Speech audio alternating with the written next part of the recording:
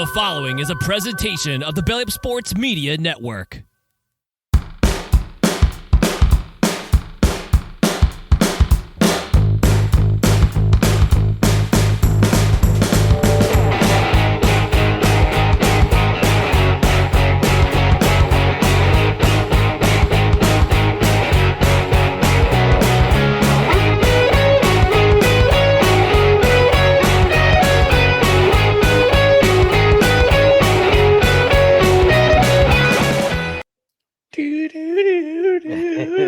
Oh gosh, crazy. What an opening. What an opening, everyone. And they've turned it off. All right.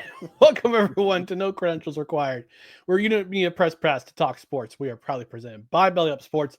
My name is Ryan McCarthy. I'm your host. To my right is a man who says he'll never play football again if he can't play both ways. That's right. That's right. I need to play at kicker on both sides of the ball, or else. Wow. An ultimatum. Ultimatum right here. We're going to get into why Ryan opened with that line, but I'm happy to be here, ready to do the show. It's always a good way to kind of, pseudo start the week because Tuesday's just Monday in disguise. But I'm happy to be here with you, sir. How are you? Yeah, Tuesday is just Monday's older brother. Yeah. I'm doing all right. Been a busy day, inside and outside of work. I'll share those details, outside in the green room afterwards. But we got a lot to talk about, Dustin. We got to talk some old news that we didn't get a chance to cover while I was away. We've got a draft pick, a prospective draft pick being a baby. We've got a sideline reporter shooting his shot.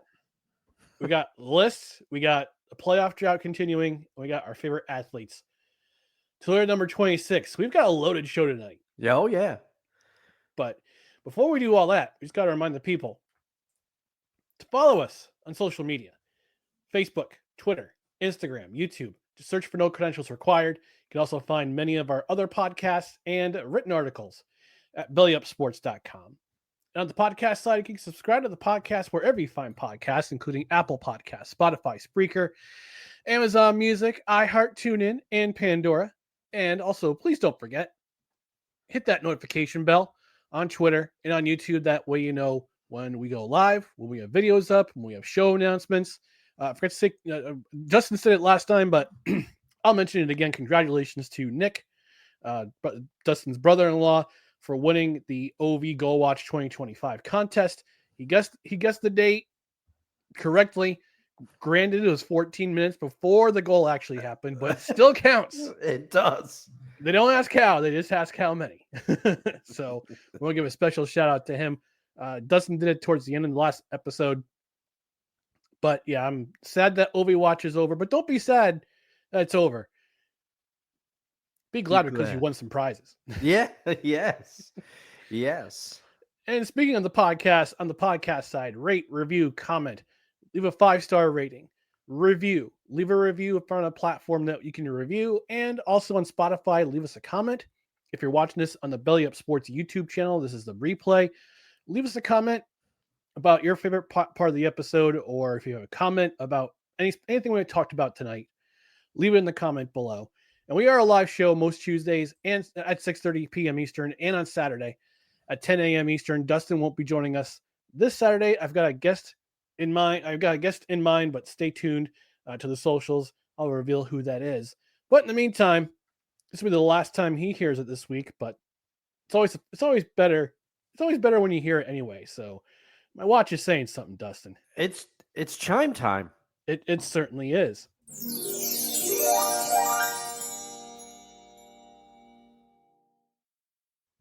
All right, and we're gonna get things going. Hey, Playmaker joining in says, "No cred, bros." What's going on, up, Playmaker? You're out there hustling. Yeah. Yes, and congratulations to your Florida Gators for winning the national championship last week. We didn't get a chance to mention it on Saturday's program, but I watched the game before I fell ill on Tuesday. I watched most of the game, and that ending, man, I had to have you. Had to have our playmaker brother. He must have been going crazy. Yeah. Yeah. He might have been asking, who is it gonna be? No, I tried to tie Michael Jackson into the show. It didn't work. I should have sang it, but I was afraid that my rendition would be so great that we'd get a copyright strike from Michael's attorneys, or more accurately, Michael's estate attorneys. As long as it's under 15 seconds, we won't have to pay royalties. That's why I've been told. All right. But we're going to catch up on some news that happened. We didn't get a chance to talk about it on Saturday, but we would have talked about it last week.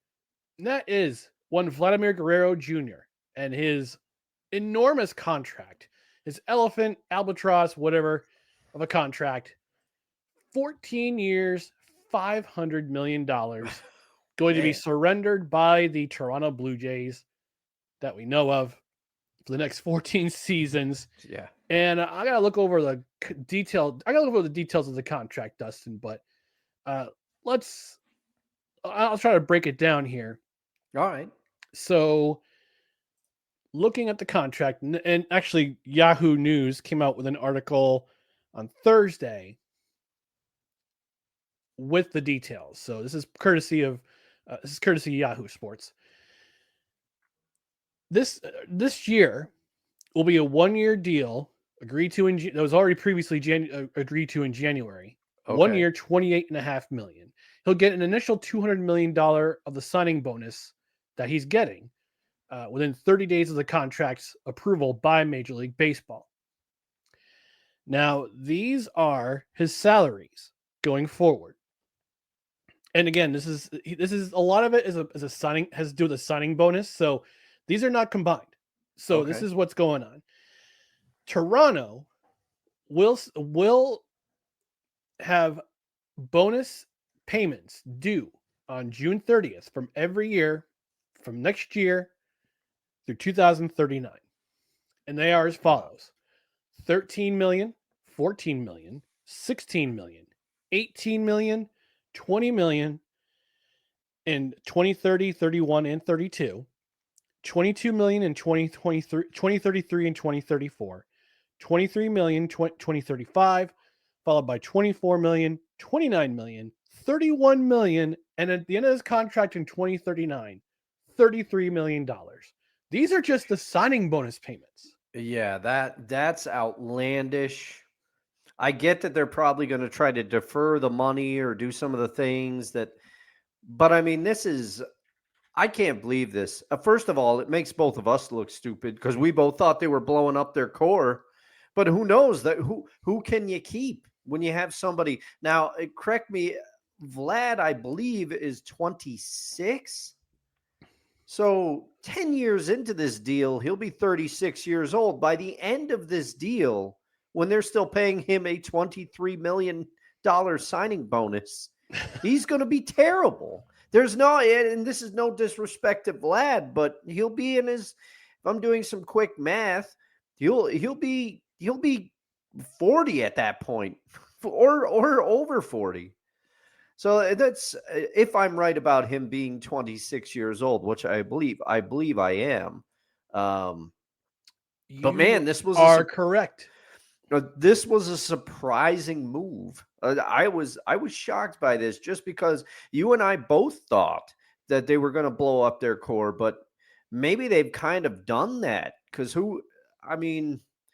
baseball, they don't have. I don't know. I don't know who they would be able to put around him. I feel I'm never a proponent of these long-term deals, Ryan, because at the end of them, I mean, look at what an albatross A-Rod's deal was for the Yankees by the end of it. And he typically, his skills did not erode at the level that some people did. For all the hate that A-Rod gets, he was still decent for a not, I wouldn't say he was decent for more of the deal than he wasn't. I will say that. But the last years on that contract were pretty rough. And I don't suspect Vlad's going to be any different. And I guess the Blue Jays, when we thought they were going to be sellers, they're a big buyer into one piece of their core. Yeah, and I looking at the details of this contract a little bit more. I'm not totally mad at it because most of that salary that he's getting is basically a signing bonus. So that money that he's earning, it will not be exempt since he lives and he's a resident of the state of Florida. Okay. So his whatever he's signing as a signing bonus gets exempt from state tax. Yeah. And his signing bonus is also protected from any work stoppages, which I'll talk about in just a moment. But this contract, I ain't mad at it. I'm not mad at it because a lot of it is it's not going to count. It looks like it's not going to count against the luxury tax that dreaded. I wouldn't say it's the dreaded luxury tax Okay. because it was meant to be a deterrent. The luxury tax was meant to be a deterrent since it wasn't. There's no salary cap in Major League Baseball. And I think it's going to be a big talking point when the CBA comes about. Yeah. At the end of next year, since there's no salary cap, the luxury tax was put in as a deterrent from these bigger clubs, these bigger batter clubs, so-called batter clubs, from spending as much as they do because they get penalized for going over a certain threshold. Not that it matters because these teams are going to spend anyway. Yeah. They'll happily pay the luxury tax, which funnels down to the teams that don't pay as much. Mm-hmm. Athletics, Pirates, Reds, looking at you guys. Yep. No, and that's it's always a double-edged sword, isn't it? But the luxury tax, that was my problem with it. I didn't have a problem with the bigger clubs being taxed more at the time. Of course, Boston, Yankees, all the bigger market clubs today, the Dodgers, Mets. But when it funneled down to the smaller market clubs, the classic ownership group that I'm sure people in Baltimore will agree with me, but I'm like, why should the Angeloses get more money? They just don't spend it and they don't bother to compete, but then they get more money from the teams that do spend it and are trying to put a winning product on the field. So I always had a problem with owners like the Angelos getting paid via the luxury tax. Yeah, and the Angelos they sold the Orioles a couple years ago, much to the enjoyment and the praises and the singing of the Baltimore fans. Yeah. Shout out to our guy Eric Arditi of Barstool Sports, who's a friend of the show. Mm-hmm. Gotta bring him in too. Oh yeah, I keep saying that too. Yeah, no, but there's so many people that we want to have on sometimes between repeat guests and then having somebody else on the show. I mean, yeah. It's always good. I mean, I also have to wonder if the contract negotiation, now that it's over with Vlad Guerrero, once he can get things going, because as of right now, these are his stats. He's batting .284, which isn't terrible. No, he's only struck out 11 times. He's got 7 RBIs, 4 doubles, 19 hits, and 67 at bats. Here's the glaring stat: 0 home runs. Yeah, that's shocking. Yeah, he's due. He's due for a home run, and for a guy who hit 48 home runs in 2021, but he's gone down ever since. He hit 32 in 2022, 26 in 2023, and 30 last season. Granted, you could say, oh, he's had some bad years, this and that. He's played in nearly every game since. He's played in every game. He played 160 in 2022, 156 2 years ago, 159 last year. So he's a healthy guy. Yeah. Yeah. Was it him that a couple of years ago people were like, oh, it's because he became vegan, his power's gone? I can't remember. There was a player where people were saying that. Oh, he's vegan or vegetarian. I can't remember which. His power's gone. Just kind of like when CeCe lost that weight, there was a contingent of people that were like, he's not the power pitcher he was. It was Prince Fielder. Oh, that was Prince. That's right. Okay. Man, talk about a career that it should have been extended, man. Oh yeah, Prince Fielder. I missed that guy. Prince. That's right. That was Prince. I got the two sons swapped. I got them messed up. Cecil, shout out to you. We know you're watching the show. Yeah. So I'm looking at this contract. I'm not mad at it because his base salary is not too awful. Where if he does get traded, the team he gets traded to isn't going to have to pay a whole lot of money, because a lot of that $500 million, the 325 million of it is locked up in signing bonuses. Yeah. So this is what would be a cap friendly deal if this were in the NFL. Yeah, that's true. And they always find ways in the long term deals pioneered by Charles Wang of the New York Islanders at the time with that DiPietro deal. But there's no way, even if Vlad knocks everybody's socks off for the first 5 years of that deal, there are going to be more bad years physically as far as what Vlad can do on that deal than good. So here's the kicker. I just went to the end of the article. He gets a full no trade provision and a hotel suite on road trips. Oh man! Way to play the game, Vlad. Yeah. Oh man, who's Vlad's agent? We got to get him to represent us on the show. That is a great question. Vlad Guerrero. It'd be awesome if it would be awesome if it was his dad. He's just like, so he has two agents. Barry Praver and Scott Shapiro. Okay. All right. So hey guys, contract, for a contract for somewhere else, be happy to feel free to represent us. Yeah. Go to the comment section real quick before we move on. Playmaker saying thank you and congratulations to the Florida Gators. So thank you, third basketball title. And Victor Locke, our friend of the show, saying evening, gentlemen. Evening to you, Victor Locke. Evening, Victor. Or as we like to call him around here,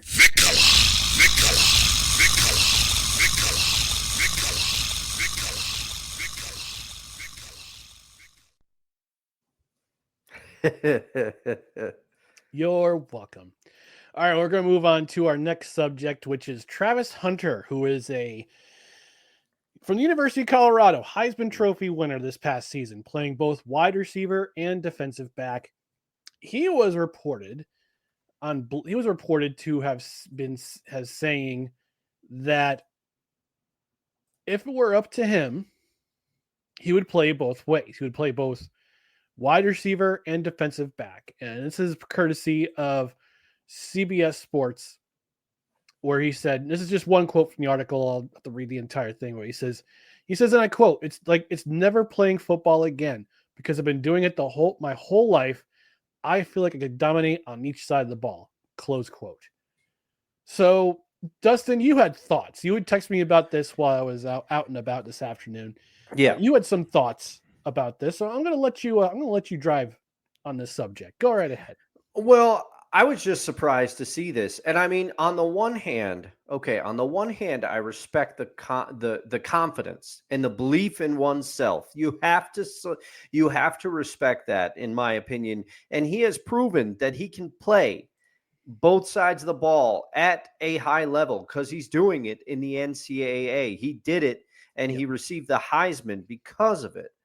However, he's not the first to do that at the college level. Charles Woodson apparently could have played both ways if he wanted to.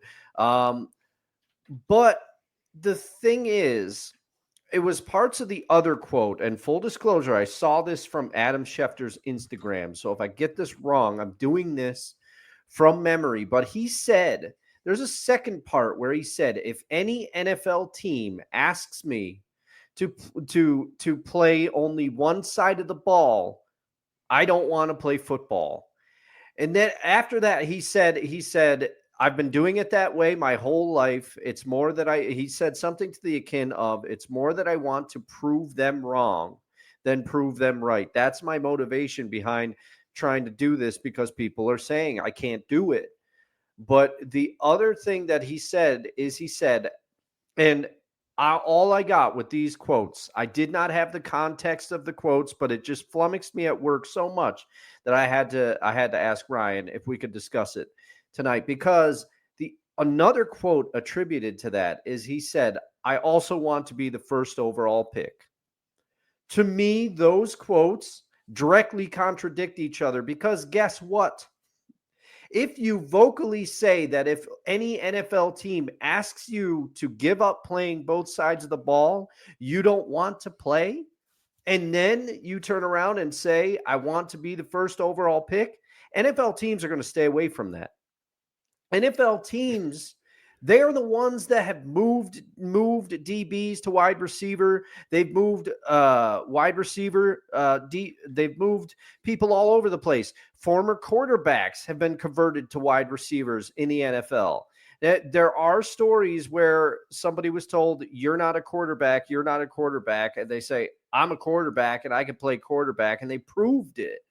But NFL teams, most players' outlook is, if I can get a spot on the roster, I'm going to try to get on the roster. Now, that's not always the case. There are some higher profile players that were given a shot and are given a shot at whatever position, and their persistence.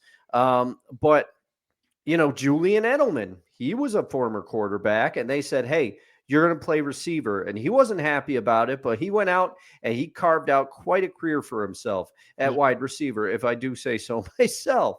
So to me, those quotes just diametrically oppose. But like I said, I'm not an athlete the caliber of Travis Hunter.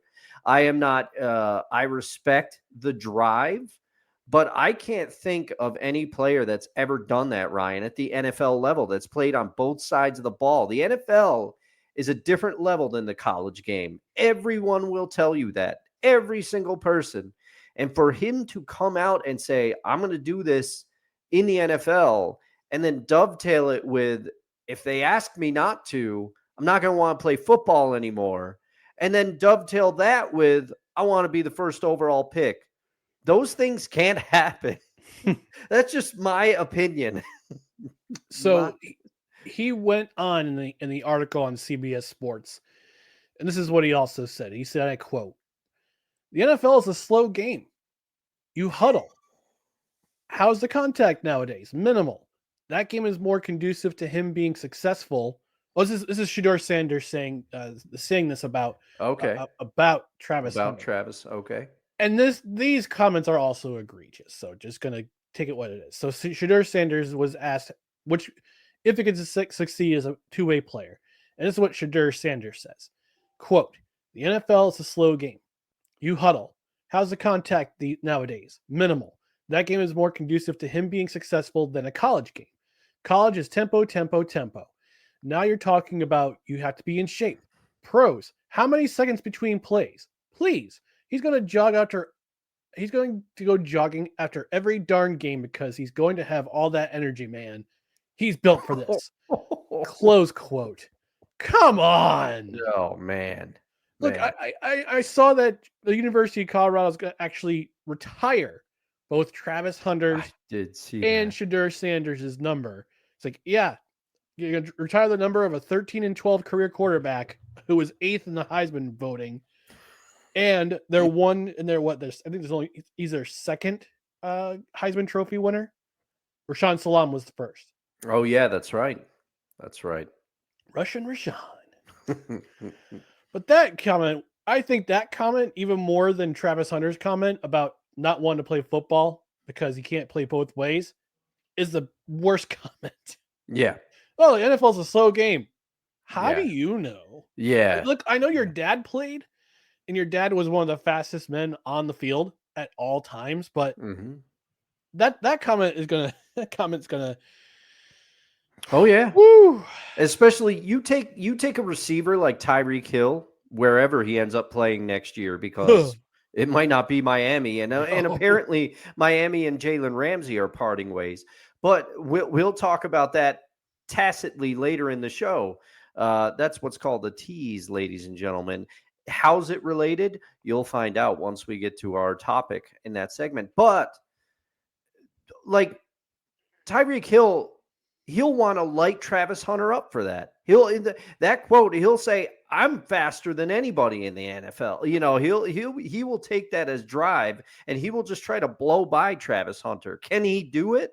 We'll find out if Travis Hunter is drafted and he'll be drafted. Of But course. will he be allowed to play both sides? Because I think he's going to lose that battle. That's going to be somebody in his representation has got to say, "Hey, Travis, like the NFL is going to tell you what they want you to do. Yeah. They believe you're talented at both positions enough to be drafted, but I mean, we've never seen anybody do it, and sometimes there's reasons for that." Yeah, even Charles Woodson had to face facts. Yes. When he was drafted back in his playing day. Yeah. You got to decide, what do you want to do? You want to play wide receiver? Do you want to return kicks? Or do you want to be a corner? Yeah. He chose corner. He chose correctly. And he's in the Hall of Fame because of it. Yep. And he's got a Super Bowl ring because of it. Yeah. So, yeah, I think the coach who drafts him, the team that drafts him that night, they're gonna have to have a come in Jesus moment. And actually, this is probably going to be the day, a couple days after, because usually the players get flown out to each location after the draft is over, and they meet the team. They go to the team. They get their measurements for their jerseys, their measurements for their helmets and whatnot, for the equipment. And they meet with the teams, and they get contracts signed. They're going to have a come to Jesus moment with Travis Hunter and say, "Look, we know you want to play in the NFL. We feel you could be most valuable on this side of the board, this side of the ball. That's why we drafted you." Yep. And if you want to be a part of the team that you can make an immediate impact on, we feel you could play better on this side of the ball. But none of this two-way crap. Yeah. I'm sorry. Sorry. We know you're confident in your abilities. Maybe we put you out there in emergency situations. We make you an emergency. That's what I was going to say. We make you an emergency defensive back. But you got to make a decision. And we feel that you're best suited on this side of the ball. This is where you can help us out the most. That's why we drafted you. And I think the reason why he wants to be drafted first overall, because that's where the money's at. Yep. First round picks get more money because it's a tier system with rookies. Mm-hmm. You get paid a good amount of money if you're a first round pick. And then the scale decreases with every pick in the second round, third round, fourth round, and so on, all the way up to Mr. Irrelevant, who gets paid probably league minimum for rookies unless he succeeds. Unless he's Brock Purdy. Exactly. Yeah. But yeah, I think that's what's going to happen. It's a team's going to draft him. They're going to say, "You're going to play here. If you don't want to play here, we'll send you somewhere else." Yeah. We'll send you to the team that's crazy enough to let you do what you want to do. Which I think there's only one team that would even attempt it, and I think it would be Jerry Jones and the Dallas Cowboys. Now listen here, Travis. Listen here, Travis. We want you to play both sides of the ball, just like I did at the University of Arkansas way back in the day. When I played for the Arkansas Razorbacks. I don't know if I've told the story to you. Everybody else at the table is like, "Jerry, we've heard it 1,000 times." I don't know if you've known this, but I used to play for the university. We won a national championship there. Can I get some salt on this? On my sausage patty? Steven, can you clean my glasses? Oh, Jerry, you belong on a home. All right, we're going to move on to our next subject before we go to our league mandate commercial break. This came up in my timeline today. I couldn't believe this. And I couldn't believe this. The reactions are just as you would expect, but I got to play the clip for context. A FanDuel Sports Network sideline reporter for the Atlanta Braves went to join the team in Toronto for their series with the Toronto Blue Jays. And this happened last night, where he's up in the suites, and he's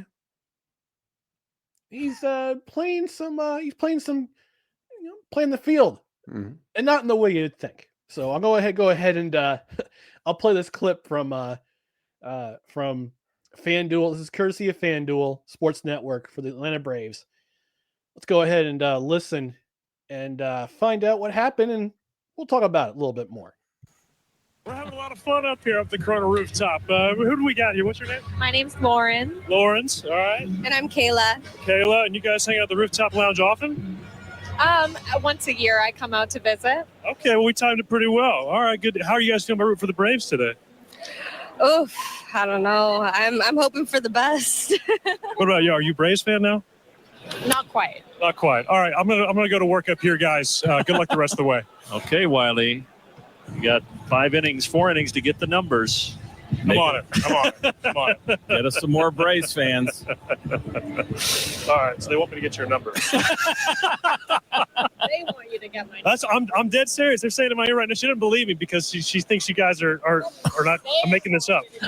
Even if you guys weren't, I might use that in the future. That's actually a pretty good move. This is unbelievable. So the best part of this right now is that Wiley could totally be faking it. This might be the new move. Just walk around with a FanDuel microphone and an earpiece in and convince fans that they're actually on TV. I should have thought of this years ago. I am speechless. I got the number. We're good. We're having a lot of All right, Dustin. Let me get your reaction. Let me get your reaction first, and then we'll talk about the internet's reaction. I'll give my reaction too. All right. Well, she is right to be skeptical, but I think he was laying the groundwork. He was laying the groundwork, and that's why the announcers in the booth caught the vibe. They picked up what Mr. Wiley was trying to subtly, I think, lay down here. Maybe not so subtly, but he also, it's immediately he turns to that's what I noticed. He turned to the girl on my right watching the clip, and he's like, they want me to get your number. Like they said the numbers, but he made his selection in that moment. He zeroed in, and he went for it. And that could have blown up in his face. Risky maneuver, but he must have had a reasonable level of confidence. I think part of it was the put on by the guys in the booth. They were spurring him on, yes. I will say this. I watched this clip a couple times, and I was noticing the body language of the one on the left, Lauren, her name was. Mm-hmm. And I was noticing the one on the right, Kayla. I think it was Kayla. Yeah, I think so. Now, out of the two, I mean, Kayla is definitely, to me, a little bit more attractive, but Lauren's being playful. She's playing along. Oh yeah, yeah. Kayla's that. I'm sorry I did say this. Kayla's that girl who is good looking and she knows it. Mm-hmm. And she's gonna either play hard to get or she's gonna shut you down immediately. Lauren is like the average girl who plays along, who's like being all cutesy, and that's exactly what happened. Is that she was playing along. Now we don't know if Wiley and Lauren actually did exchange numbers. Yeah. She might have just put in somebody's number. Yeah. She might have put in the rejection hotline for all we know. Is that still around? Yeah, I think it is. Yes. Okay. So it would be kind of funny if this is how the relationship started. Yes. Yeah. How I Met Your Mother, kids.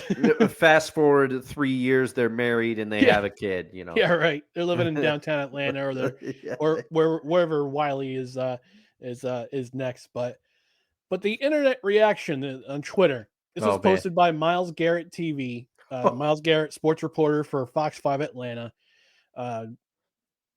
giving a shout out to Wiley Ballard. Wiley Ballard is the reporter for the sideline reporter for the Braves.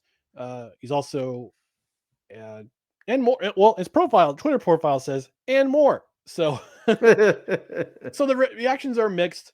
A lot of it is support, laughter, playing along. A lot of them, particularly of the, how could I say this? How can I say this diplomatically?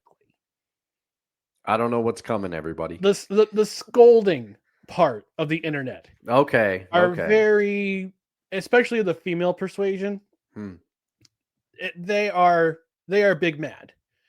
And I'll read a couple tweets, for example. It says not one of them, and I won't read the account names, but you can go look for yourself. It's under @Miles Garrett TV. And one of them says, not to pile on, but yikes, insane double standards in sports. Okay. Another account saying this is actually not the standard and it never should be. Hope this helps, with a facepalm emoji. Let's see. No, blasting this quote pickup on live sports is wrong on so many levels. Then again, it's not like you're a professional journalist. There is ethics. All right. That is definitely grammatically incorrect. But then again, it's the social media. Yeah. You'll get points off for bad grammar. This is gross. Why is this okay? Has anyone chimed in mentioning how unprofessional this is? Let's see. Oh, there's one account that said, I met my husband because he was a producer on 680 The Fan, and I was giving him crap on Twitter about one of his hot takes. He emailed and asked me out for a drink, and now we've been together 15 years in the fall. Origin stories, baby. Yeah. So the reactions are mixed. I think this is playful and fun. Yeah. And let's see what happens. But we got the other side who's very put off, saying it's unprofessional. But it's live TV. Yeah. What are you going to do? Yeah, I mean, I get that. There is a level of professionalism, and I understand too, some people may have been mad because it felt like that Wiley was putting pressure on her and like putting her in a situation where she had to respond. But I think both of their dynamic was pretty playful about it. I didn't read that as anybody feeling uncomfortable, but I don't know. I'm not in either of their heads, And so you try to examine something from all angles, right? But I don't think there was any major harm in this. No, there isn't. But there's also people are bringing up, and especially the women on this, saying there's a double standard. No way a female could get away with this. I think you just have to have a little fun. Baseball is a slow game. You have to keep yourself entertained, and you have to keep the watching audience entertained as well. Because baseball, things can go on during play, like what we just watched. Mm-hmm. And again, you got to keep people interested. You got to keep viewers tuned in, locked in, have a little fun. Yeah. That to me, it's harmless. And I would have said the same thing if it was a female sideline reporter. Yeah. Like if she were up in the booth and there were two semi-attractive guys or attractive dudes in the booth and she's talking to them and she gets one of their numbers or both their numbers. Yeah. I wouldn't have been mad. It's fun. Yeah. I wouldn't have been mad either, but I do think there would have been a segment of people that would really go after a woman if she did that. But I think we also live in an age where people are always going to go after people for doing that. And it's a sad thing. It is a sad thing, but there's lots of double standards all over, it's tough because when you get into, well, that's a double standard. Well, that's a double standard. Eventually you could discuss everything as a double standard, and women have to deal with a lot more than we do. I understand that, or people that identify as males. But that's not a discussion for this show. But it just all I'm saying is, if you talk about something long enough and examine something long enough, you can find fault with it. You can find fault with it. And for me, a big part of identifying things is like the situation. And I think this situation, both parties were playful with it. Both parties seem to be okay with it, for lack of a better term. Yeah. If she would have shot him down live in the air, it would have been hilarious. Yeah. And he would have been getting roasted for even trying it. Of course. That's the thing, context. It matters sometimes. I don't know. This is a sticky wicket. I understand how some people could view this in different lights, but that's what makes us people. That's what makes us people. People are going to see things differently. But in the internet age, I think I'll just leave it at this. Everything is under a microscope. Everything. Because everybody has a platform, et cetera, et cetera. And also, if you're someone who's online, who's constantly looking for something to be mad about, go outside. Go touch grass. Yeah. As the kids say. Please. Yes. All right, we're going to take our network mandated commercial break. When we come back, we've got plenty more to talk about, including Buffalo Sabres playoff drought continuing, and our favorite athletes that we watched who wore the number 26. Also, Dustin's got some of his favorite professional wrestling matches coming up in the list. But stay tuned, stand by for more No Credentials Required. Righteous Felon Craft Jerky is the official jerky of Belly Up Sports. For over a decade, Righteous Felon Craft Jerky has led the American meat snack revolution by concocting delicious, adventurous, U.S.-sourced jerky recipes for uncompromising carnivores across the country. With 15 different flavors to choose from, Righteous Felon has all jerky lovers covered, and by using promo code BELLYUP, you will get 15% off your purchase at righteousfelon.com. Do your taste buds a favor today and rip into a bag of Righteous Felon jerky.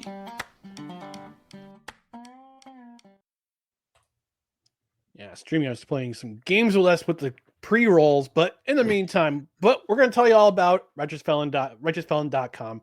Craft jerky, excellent stuff, 100% beef, all natural, no added flavors, no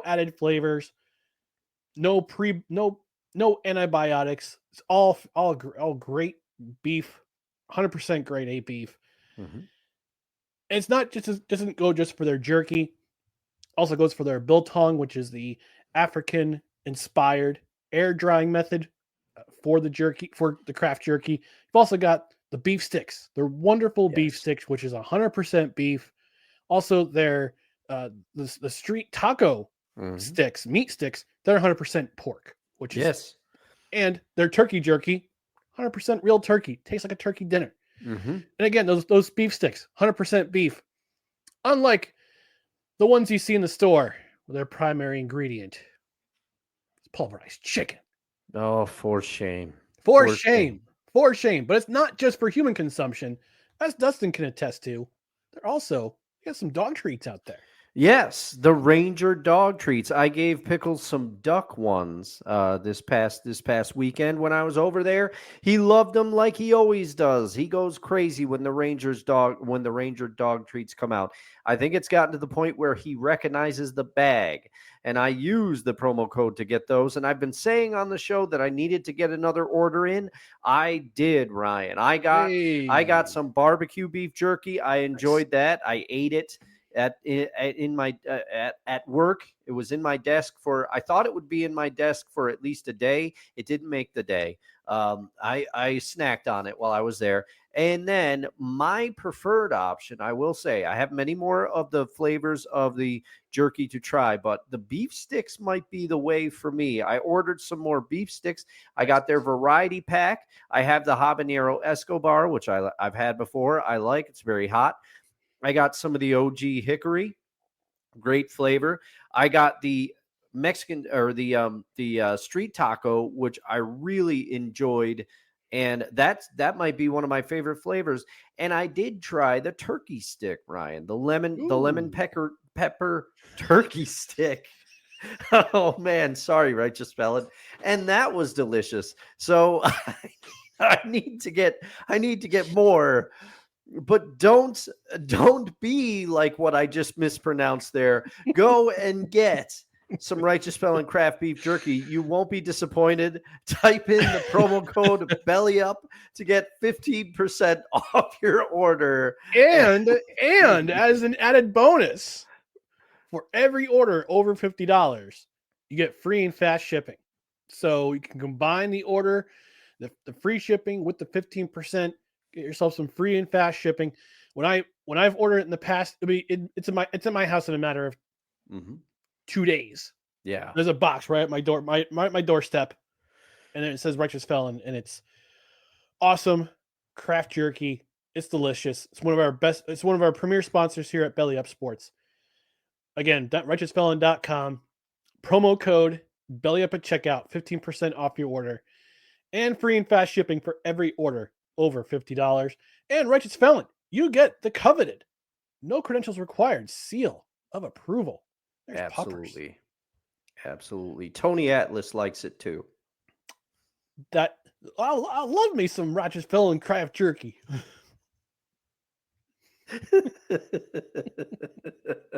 Speaking of wrestling, Dustin, we got to talk about your favorite professional wrestling matches, considering it's WrestleMania season. Yeah. In this edition of The List. You just made the list! Oh my gosh.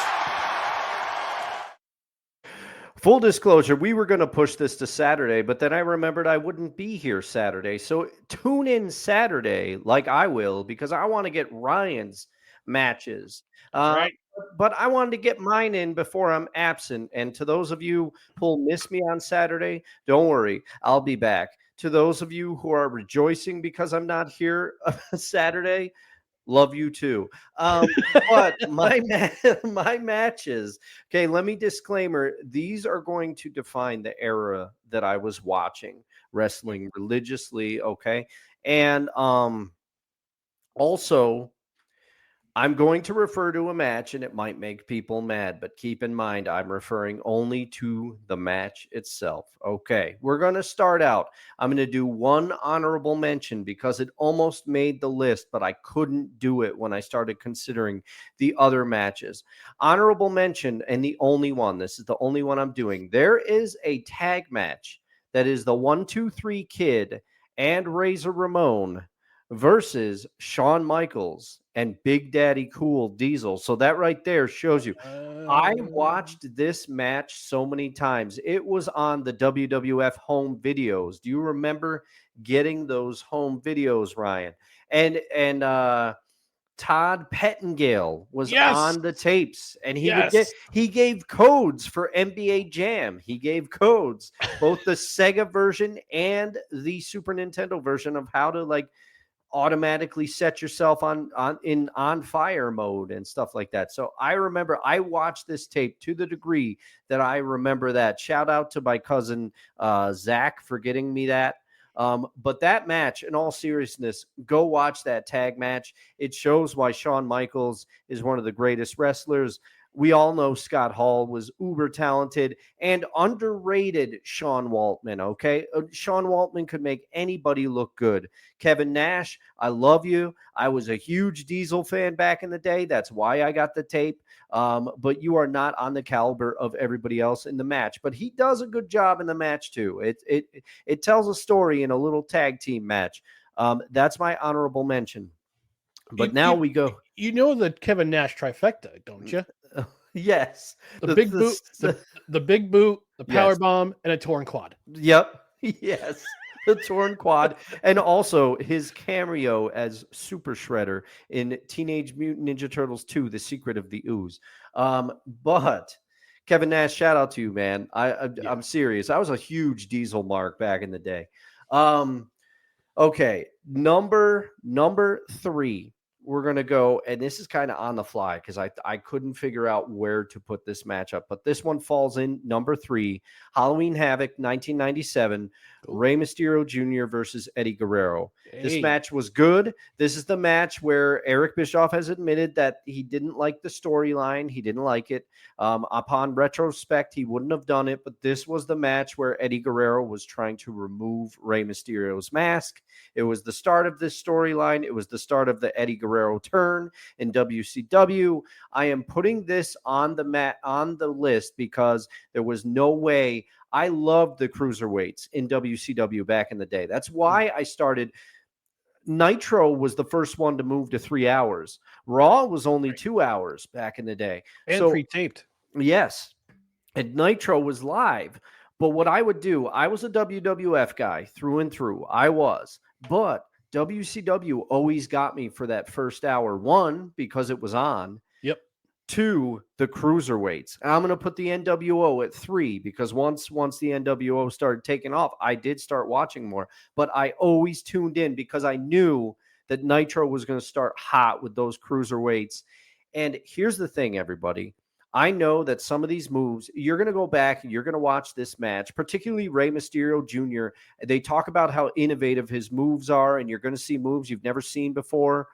And it's true. Some of the moves now are considered commonplace, especially if you watch AEW. Everybody's just jumping around the ring all the time. But this was different. And Eddie and Ray, their chemistry is obviously, because we know about their out-of-ring friendship. But also, they worked together. You could see them. They were putting together a story in this match, and they had moments where they allowed it to breathe. Go check that one out. That's my number 3. Number 2. Go ahead. Don't mean to interrupt you. Yeah, go ahead. Do you know where they developed that chemistry? That was when they were wrestling as Lucha Libres in Mexico, correct? No. ECW.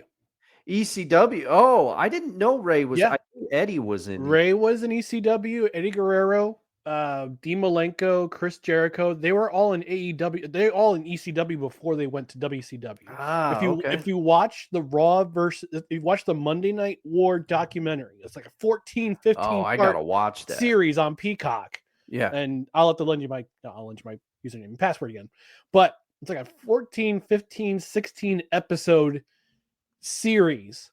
And this is recorded in 2014, so like some of the names and faces they're still familiar. They're still with the WWE. Yeah, like some of them look a little bit different now than they did now. Yeah, 11 years later. But they talk about how ECW played a factor in the Monday Night Wars because their talent would be either lended to WWE or they'd sign with WCW. Yeah. So that's where you saw the chemistry. Rey Mysterio, Eddie Guerrero, Dean Malenko, Chris Jericho, all those guys who were considered Lucha Libres and the middleweights.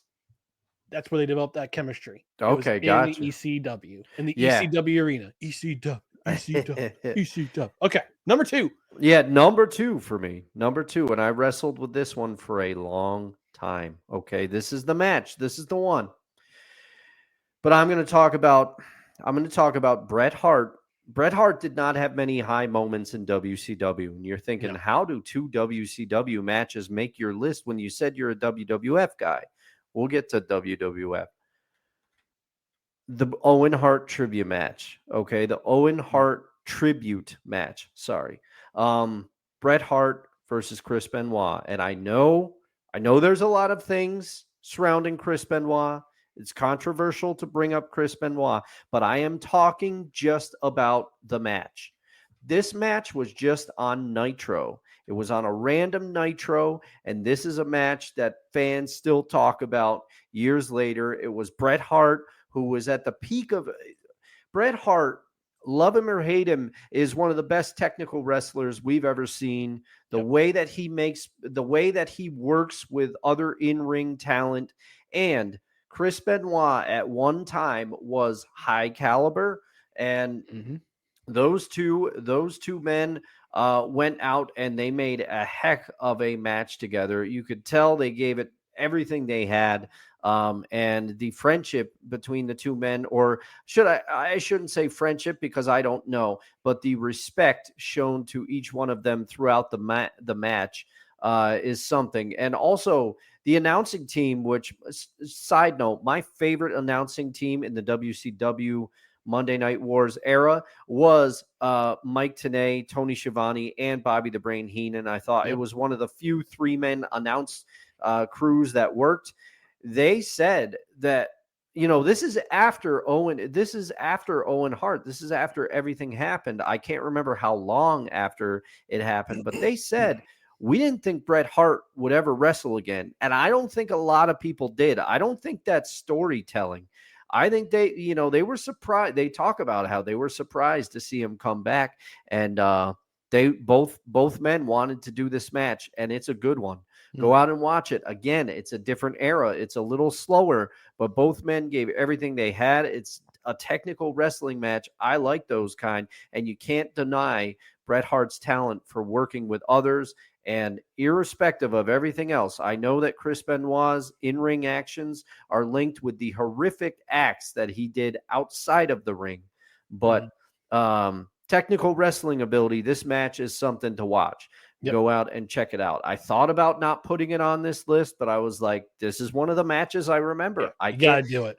And I remember being blown away because I'm like, this is just on Nitro. It wasn't a pay-per-view. It wasn't a thing. but it brings me to my number one match.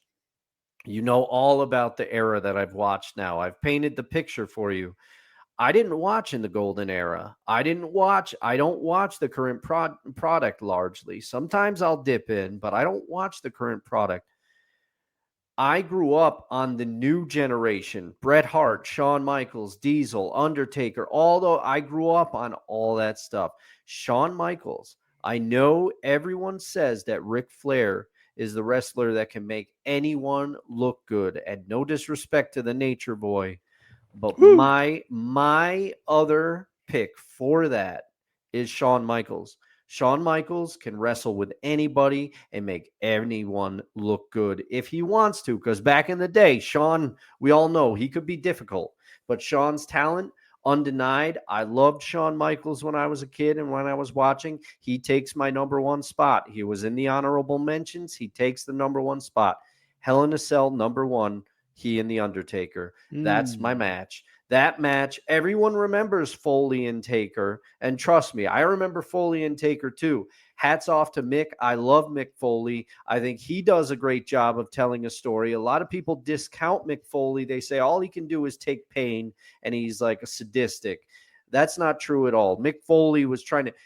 The reason that Mick Foley and The Undertaker went so hard in Hell in a Cell, and Mick Foley had himself literally thrown off the top, is because Shawn Michaels and The Undertaker set that match bar so high. And Undertaker, he's still youngish Undertaker at this time, so he can do the thing where he walked on the top rope and jumped down and showcased his agility and the things that he could do for a big man that not a lot of people his size could do. But Shawn Michaels is working his behind off, and Undertaker's been very candid, Shawn as well, that both of them did not like each other at this time.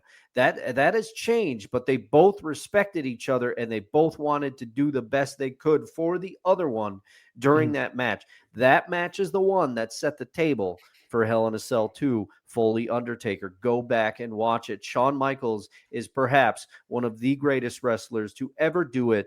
There's a reason they call him Mr. WrestleMania. He could be counted on to bring another level. Shawn Michaels, although difficult personally at that time, his talent is almost unmatched in my opinion, and he can make anybody look good if he wanted to.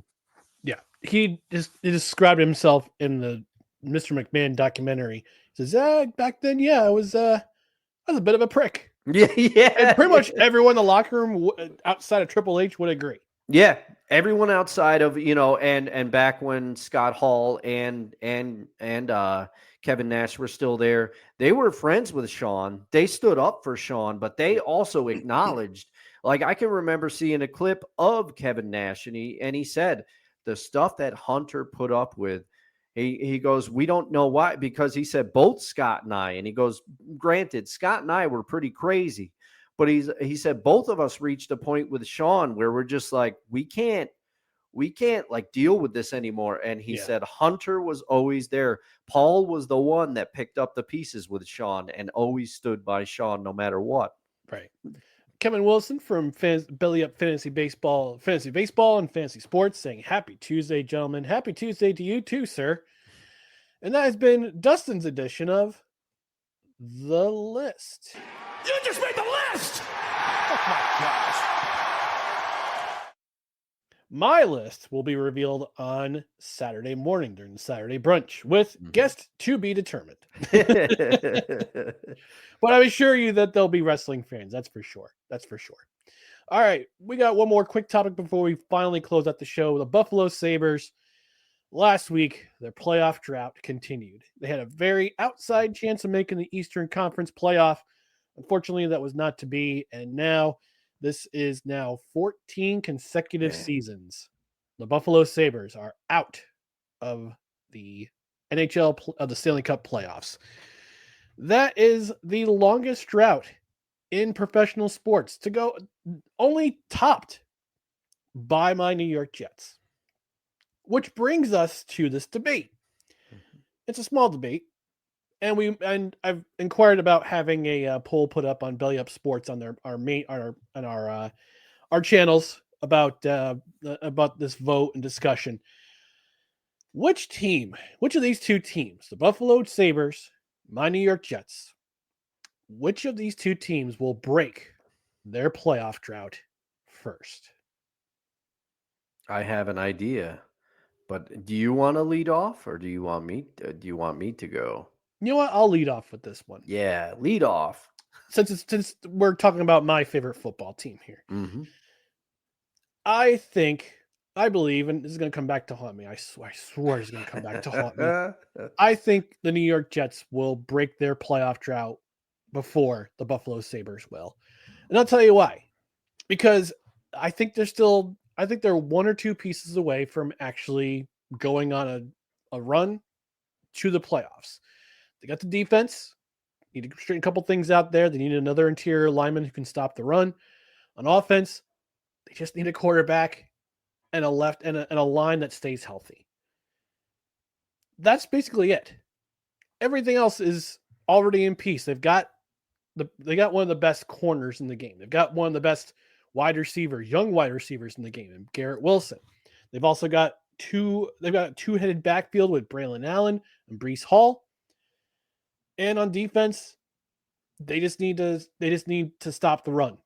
Quinton Williams needs some help on the inside. They've got edge figured out. Will McDonald on one side of the ball. Jermaine Johnson coming back this year on the other side of the ball. It's going to be a two-headed threat all the way with that team. That pass rush is going to be incredible next year.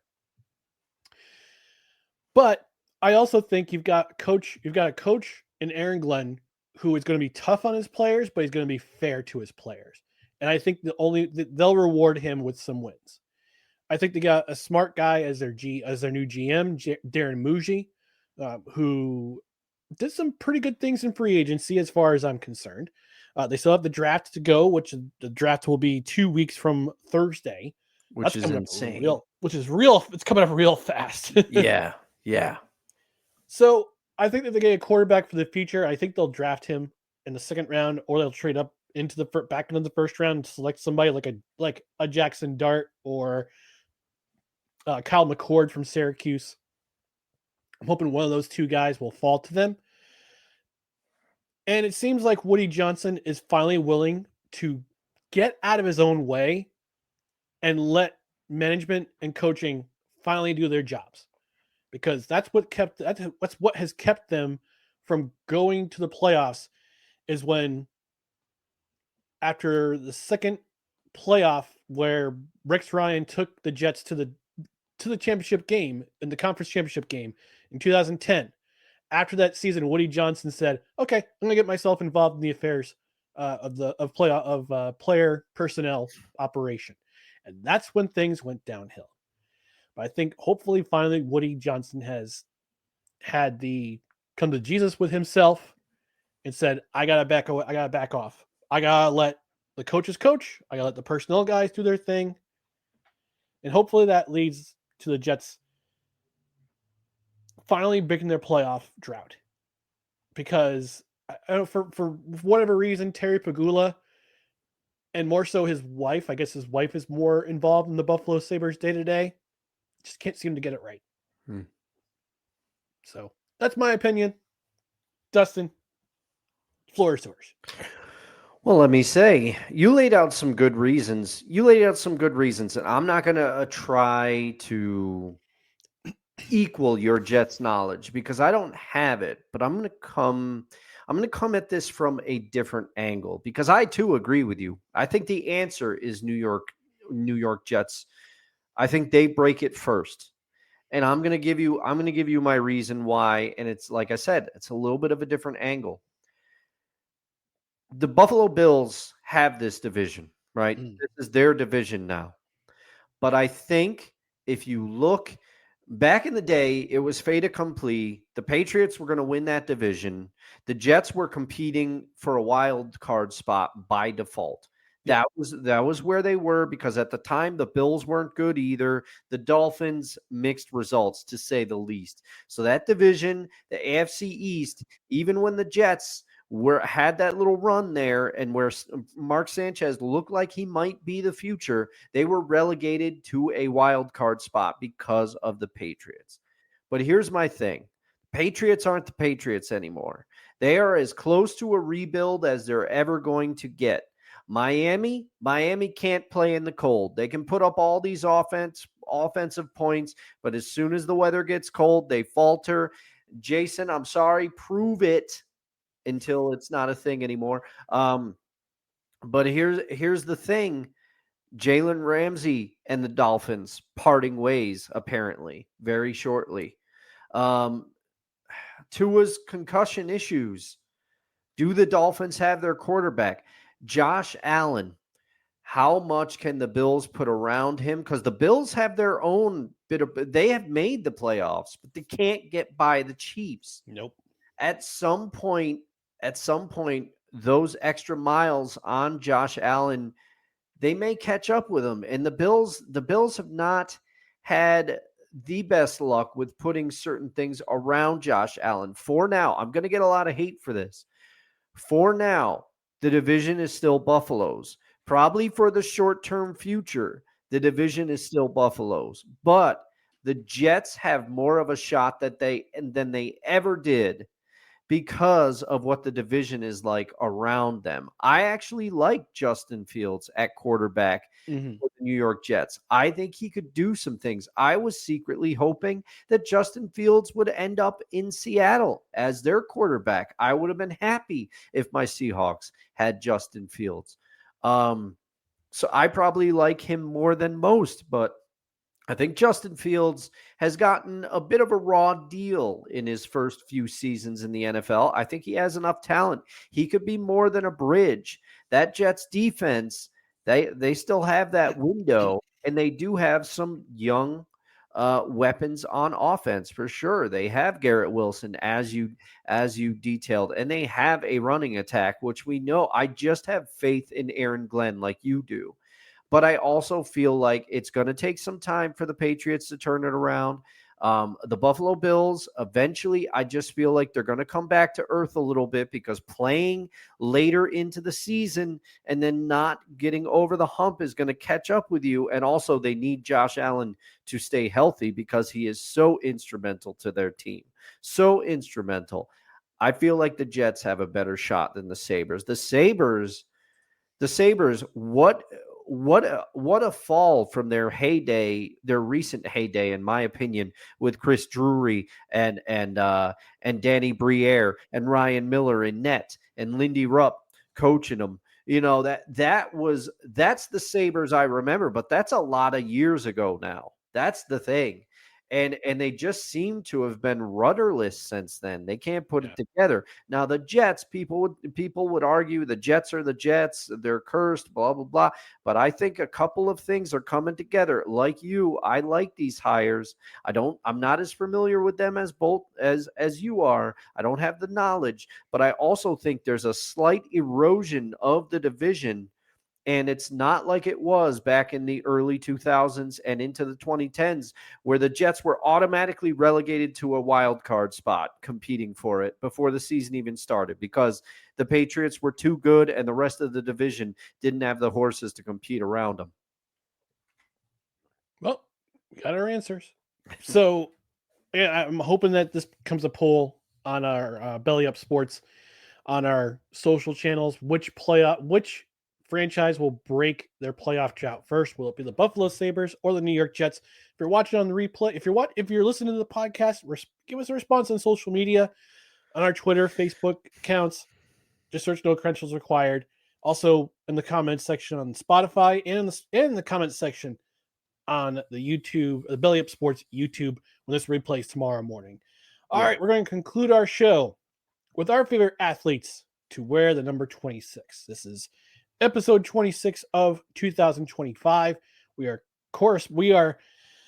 talking about our favorite athletes that we've seen play that correspond with the episode number of the show. So this is episode 26. So we're talking about our favorite athletes to wear that number 26. And Dustin, I'll have you lead off here. Who is your favorite athlete that you've seen play to wear number 26? All right. Yeah. Before I start that, I just want to say for some reason I called Mike McDaniels Jason. I don't know why, but I wanted to correct myself before the comments came for me. But we're live, everybody. This is all off the dome. My favorite athlete to wear number 26, and this was, again, I feel like I say this a lot, but 26 wasn't one that jumped out to me. I'm like, who am I going to pick for this? The more and more I thought about it, I was like, wait, he did wear number 26. My favorite athlete to wear number 26 pitched for our beloved New York Yankees is none other than El Duque, Orlando Hernandez. I loved El Duque because of that high leg kick. Yeah. And in 98 and 99, he was instrumental in those Yankee runs. People forget, especially in the postseason, he came up big after there were injuries to some other pitchers on the staff. El Duque was somebody that they could hand the ball and they knew he was going to handle the pressure. Now, he didn't have numbers that would blow you away. 98 was probably, that was the season he came in, if memory serves, and that was probably his best season. Mm-hmm. But he just I always had faith, especially in a playoff series, if it says, okay, El Duque's getting the ball, I felt like we had a chance to win. I loved his high leg kick. He felt like someone that didn't really get rattled by the pressure. I love both the Hernandez brothers. His brother Levon, both of them left and came. Levon before El Duque. Obviously, El Duque came a few years later. But that story, leaving Cuba. Go watch that 30 for 30. I feel like I'm recommending 30 for 30 every week on this show. Go watch 30 for 30 though, because there's a lot of things in there that I didn't know. But as a kid, I loved to watch El Duque pitch, and I loved that leg kick. I just loved it, and it was such a little deception, Ryan. And I feel like there was a craze. Do you remember a commercial? There was like El Duque kind of took over New York for a year or so in the late 90s there. And I remember there was a commercial where people were like, do the Duque, and they were all mimicking the high leg kick and stuff. And then you see David Cohn in the bathroom, and he's like doing something in the mirror, and he's like, what about the Coney? He's like, and El Duque is just like, no. Like it was pretty funny, but I loved watching El Duque pitch. He also got a World Series title with the White Sox, if memory serves. I think that was 2005. In 2005. Yep. And he finished up his career with the Mets, I think, in 2007. And his last year with the Mets wasn't bad. El Duque, just somebody I enjoyed watching pitch for a long time. He doesn't have numbers that blow you away. But for me, it was just, I don't know why. I enjoyed, he and Ramiro Mendoza were two of my favorite players on that era Yankees, because Ramiro could do anything. He could spot start if they needed a starter, or he was a long reliever. If the starter got blown out, Ramiro was somebody they could put in, and he could kind of stop the bleeding. I always felt that way kind of about El Duque. I just loved the way he pitched. I thought he had a cool nickname, and I just really enjoyed watching him. And maybe it's partially nostalgia goggles because of those Yankee playoff runs in the late 90s, early 2000s. I mean, the 98 Yankee team is one of the best teams that there has been. But El Duque was a big part of it in my memory. I loved watching him pitch. Kevin saying favorite number 26, Luis Gonzalez, outfield. Oh, you're great banned pick from the show, Kevin. great pick, Kevin. Even though, oh man, that still hurts. It does. And yeah, El Duque, four-time World Series champion, was ALCS MVP. Yes, I believe in '99. Yes, pitched for the Yankees, the White Sox, the Diamondbacks, and the Mets. Whoa, I completely forgot about the Diamondbacks. Yeah, wow. It was less than forgettable. He was 2-4 with a 6.11 ERA. Oh, yeah. 9 games started. Ooh, that's why I forgot about that one. The leg kick wasn't working in Arizona, was it, El Duque, huh? Nope. I think at that time he was not as effective as he used to be. As his last 2 seasons was with the Diamondbacks and the Mets. Yeah. Got traded to the Mets or released in. Actually, no. Wait, hang on. I'll tell you right down below on Baseball Reference. He was traded to the Mets for Jorge Julio. Oh man. So but he actually ended his career with the Washington Nationals because he signs a free agent with the Mets in 2006, granted free agency in 2008, signed with the Texas Rangers as a free agent on June 11th, 2009. Wow. Was released on July 17th. Okay. Then signed as a free agent with the Washington Nationals on July 2nd, 2010. Man, I had completely forgot about that run. I had thought he finished up in 2007 with the Mets. Jeez, I was way off. And correct me if I'm wrong, but didn't Levon pitch for the Nationals as well? So I feel like Levon was around forever. Levon Hernandez. He was 1996 to 2012, and here's his teams. Oh man. The Florida Marlins. Yep. San Francisco Giants. Montreal Expos. Washington Nationals. Arizona Diamondbacks. Minnesota Twins. Colorado Rockies. New York Mets. Wow. Atlanta Braves. And he finished his career with the Milwaukee Brewers. Wow. Okay. Yeah. He had a voyage. 2-time All-Star, World Series MVP in 1997, NLCS MVP, and was also a Silver Slugger. Levon Hernandez was. Wow. Yeah. Now, Levon, I remember he was like unhittable when he came over for the Marlins. Yes. That 97 season, maybe 97, somewhere around. His career started in 96 with the Marlins. Okay. But he did win a Silver Slugger in 2004. Whoa. Where he hit let's see. Nope. Hang on. Let's look at his batting stats. Yeah, 2004 won a Silver Slugger, was also an MVP with the Montreal Expos, hit 247, struck out only 8 times, had 1 home run, 10 RBI, 7 doubles. He was ripping it. And 20 singles. So all in all, he had 29 hits on 81 at bats. Batted 247, won the Silver Slugger as a pitcher. Levon Hernandez did. Man. Wow. Crazy. Incredible career. My number 26. Actually, I should have brought this out if you're going to go with El Duque. Homer alert! Oh, yeah. Because I have a homer alert for my pick for number 26. I think I know who your number 26 is going to be. And spoiler alert for the next couple episodes. Next episode, number 27, number 28, and number 30 will all feature homer alerts. Number 29 will probably be a homer for me. Thank you for the warning. And number 31. So just fair warning. Number 26, Patrick Elias, New Jersey Devils, lifelong New Jersey Devil. If you go back in the archives, I talked about the top 10 professional athletes to pass through the Capital Region. And in my lifetime as a Capital Region resident, we've had a number of minor league teams, of professional minor league teams roll through this area. The Albany Colony Yankees, Tri-City Valley Cats when they were affiliated with the Houston Astros. Mm-hmm. By the way, we should still be a minor league affiliate for somebody. Rob Manfred. Anyway. Adirondack Red Wings. Capital District Islanders. Mm-hmm. Albany River Rats. Adirondack Flames. Adirondack Phantoms.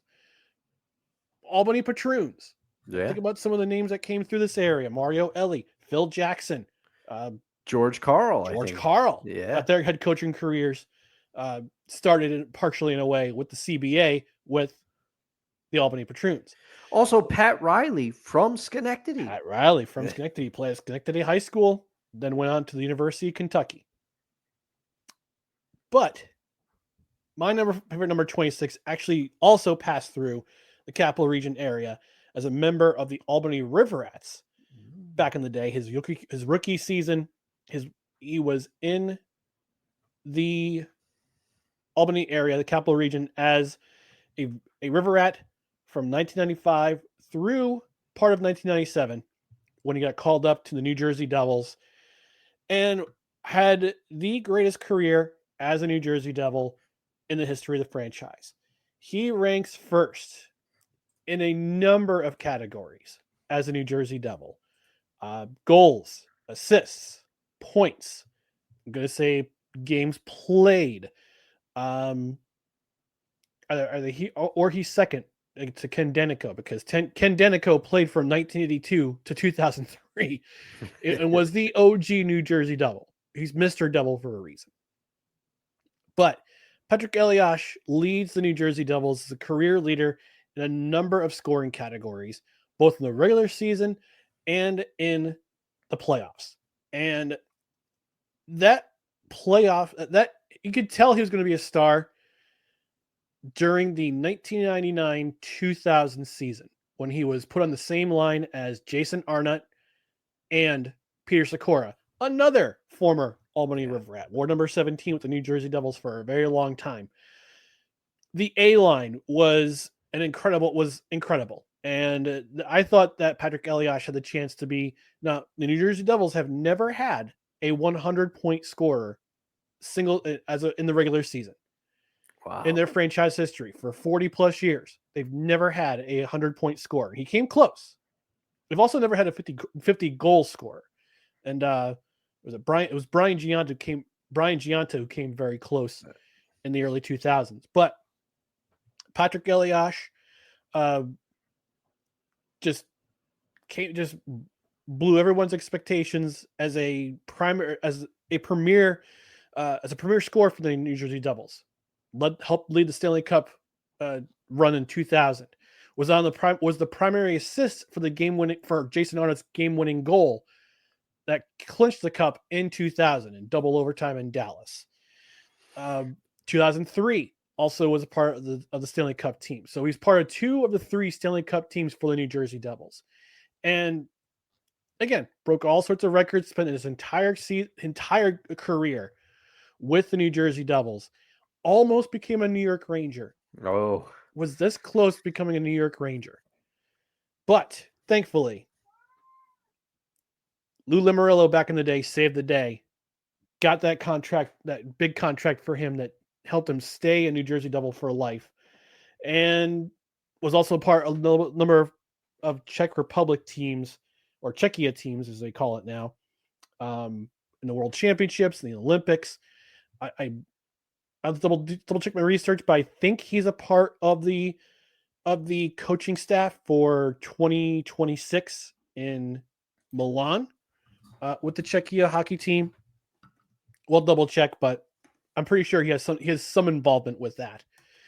But he's my favorite number 26. Although I never got to see him personally play in the Capital Region as a member of the River Rats, I think he's number 2 or number 3 in my subjective list of professional athletes to come through the Capital Region as a minor leaguer.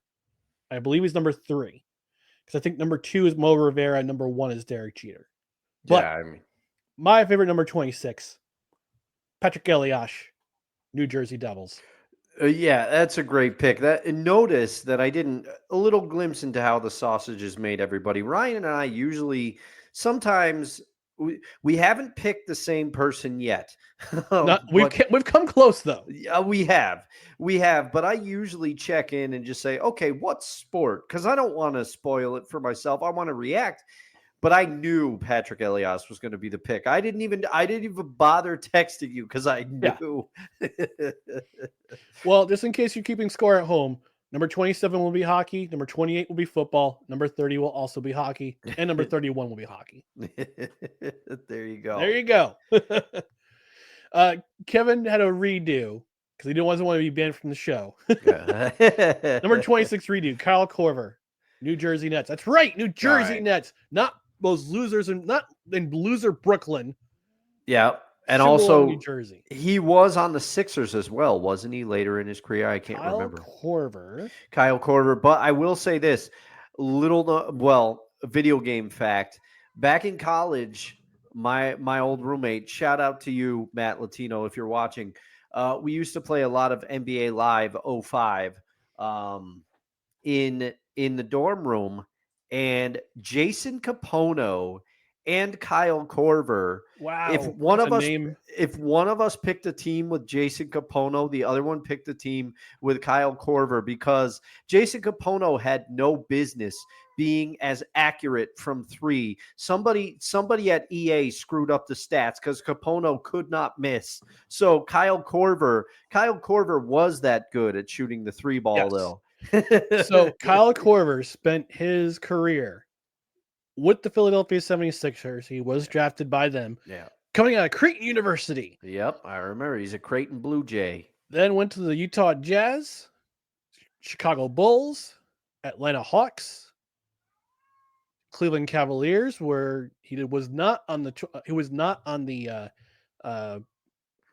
team that won the NBA championship. LeBron with the block from behind. That's still one of the greatest calls. I'm so glad we were driving back and heard that. Utah Jazz again, and then he completed his career in 2020 with the Milwaukee Bucks. So his career spanned 17 seasons, and unfortunately, Mr. Wilson, he was never a New Jersey Net. Although this account would have stand if he was a New Jersey Net. That's where the Nets belong. They belong in New Jersey, not in loser Brooklyn. Yeah. But that's just me. But solid pick there. Kyle Korver, number 26. He wore number 26 his entire career. He's currently the assistant general manager with the Atlanta Hawks. That's where he wound up. So good for him. Did not know that. Good for him. All right, we're going to get out of here. Before we do that, just want to remind you, Saturday's program, guest to be determined. Dustin won't be with us, but he'll be celebrating Easter with his family. Yes, a day early. Yes, sorry, everybody. Don't be sorry. If they don't like it, they can kick rocks. Go pound sand. But in the meantime, Saturday morning we'll have a special guest. I'll have a special guest to be determined, but I'll make arrangements. We'll carry on from there. But in the meantime, you want to find us and follow us on social media, on Facebook, Twitter, Instagram, and YouTube. Just search for No Credentials Required. Also, check out other podcasts and written articles at bellyupsports.com. On the podcast side, you can subscribe to the podcast wherever you find podcasts, including Apple Podcasts, Spotify, Spreaker, Amazon Music, iHeart, TuneIn, and Pandora. And also, don't forget to hit that notification button on Twitter and on YouTube. That way, you know when live videos go up, when live shows go up, when any kind of video clips go up, any show announcements go up. You are notified. You are notified of it. Also on the podcast side, rate, review, comment, 5-star rating wherever you rate podcast. On the review side, leave a review if you're on a platform that allows you to leave reviews. And if you're on Spotify, you can comment on every single episode present and in the archive. So go ahead and comment. We'll even read them on the air just for funsies. But in the meantime, thank you for joining us on this edition of No Credentials Required, where you don't need a press pass to talk sports. We are presented by Belly Up Sports. For Dustin Henry, I'm Ryan McCarthy. I'll be here on Saturday with special guest to be determined. So stick around, stay tuned, and come on by Saturday morning for the Saturday morning brunch edition. It's WrestleMania season, folks. So tune in. Plenty of wrestling along with other sports. So have a great night, and we'll talk to you again this weekend. Good night, everybody. There it is.